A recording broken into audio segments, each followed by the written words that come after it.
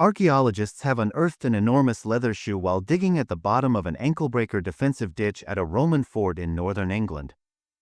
The shoe and other leather goods from the fort, called Magna, are providing new information about shoe manufacturing techniques and the people who wore them almost 2,000 years ago.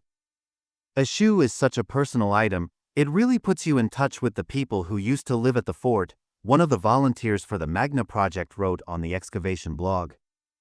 After the construction of Hadrian's Wall, built around AD 122 to demarcate the northern extent of the Roman Empire, the Roman army took over and expanded small forts in Britain. Magna, also known as Carveran, is part of this series of forts along the wall. It is situated about 7 miles, 11 kilometers, west of Vindolanda, the large Roman auxiliary fort that's well known for the remarkable preservation of writing tablets, military medals and leather shoes.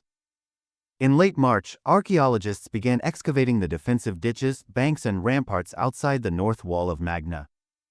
According to Magna Project senior archaeologist Rachel Frame, at the bottom of one ditch, they discovered an ankle-breaker, a narrow, deep trench that, when obscured by water, would cause an enemy soldier to catch his foot, which would then break his ankle and trap him. Within the ditch, the archaeologists and volunteers discovered 3 shoes and scrap leather that were preserved for centuries by the oxygen-free environment. This is really promising for our future excavations, Frame said in a YouTube video, as they plan to expand their dig to inside the fort to look for timber buildings. 2 of the shoes, which were discovered on May 21st, are in good condition. One has part of a heel attached and hobnails on the bottom of the sole.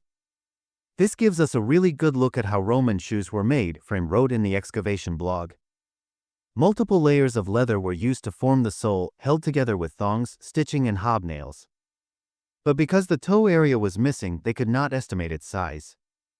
A second shoe, found at the very bottom of the ankle breaker, was intact and immediately drew impressed gasps from everyone on site, Frame wrote.